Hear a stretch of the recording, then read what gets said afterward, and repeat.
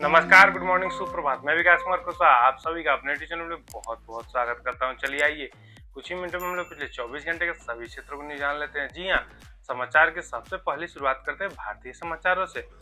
तमिलनाडु में मुख्यमंत्री विजय ने विधानसभा में अपना बहुमत साबित कर दिया है। जी हाँ, हालांकि भारी विरोध और हंगामे के बावजूद सरकार अब सुरक्षित है। जांच, जी हाँ, सीबीआई ने नासिक से एक डॉक्टर की गिरफ्तारी की थी नीट पेपर लीक मामले को लेके।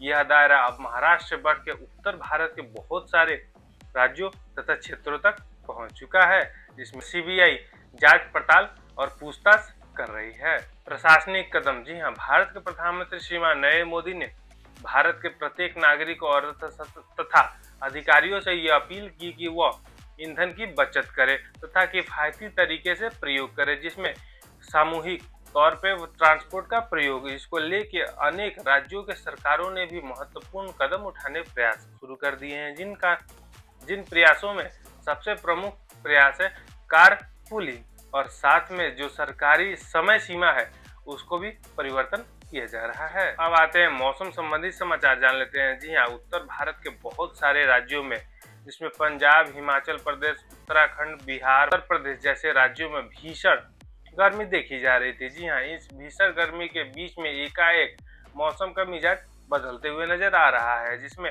आईएमडी ने अगले 24 घंटों में बिहार, झारखंड और पश्चिम बंगाल जैसे राज्यों में भीषण बारिश और ओलावृष्टि की सूचना दी है।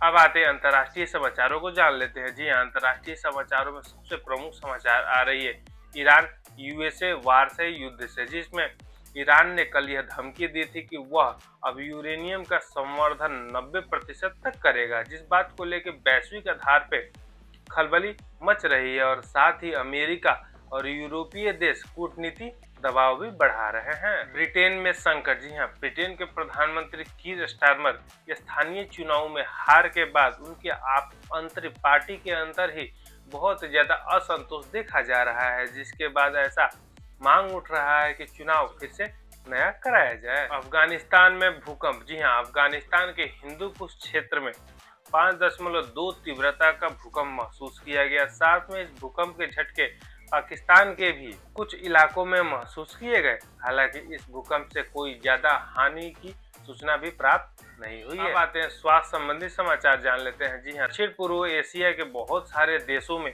इन्फ्लुएंजा के मामले बढ़ रहे हैं, जिसको लेकर डब्ल्यूएचओ ने अगल बगल के सीमावर्ती देशों को विशेष निगरानी की सूचना दी है। अब आते हैं खेल और व्यापार संबंधी समाचार जान लेते हैं। जी हाँ, भारत की आगामी सीरीज के लिए टीमों की नामों की सूची अंतिम पड़ाव पे है, जिसमें बहुत सारे नए और युवा खिलाड़ियों को मौका दिया जा सकता है। अब आते हैं शेयर बाजार संबंधी समाचार जान लेते हैं। जी हाँ, अंतर्राष्ट्रीय स्तर पे कच्चे तेलों के दामों में भारी बढ़ोतरी और ईंधनों को लेकर समस्या की वजह से भारतीय बाजार में भी इसका असर देखा गया, जिसको देखा गया कि आज सुबह से ही भारतीय बाजार गिरावट के साथ शुरू हुआ। अब आते हैं अन्य महत्वपूर्ण समाचारों को जान लेते हैं। जी हाँ, भारत के नई दिल्ली में ब्रिक्स के विदेश मंत्रियों की बैठक कल से शुरू होने वाली है, जिसको लेकर विशेष सुरक्षा प्रावधान किए गए हैं। अब आते हैं स्पेस टेक संबंधी समाचार जान लेते हैं। जी हाँ, इसरो ने अपने नए आगामी चंद्र मिशन के लिए नए पेलोड का सफल परीक्षण कर लिया है। ये रहे पिछले 24 घंटे के सभी क्षेत्रों को महत्वपूर्ण। आपसे मिलते हैं कल नए वीडियो में नए समाचारों के साथ। तब तक अपना ध्यान रखिए। नमस्कार, जय हिंद।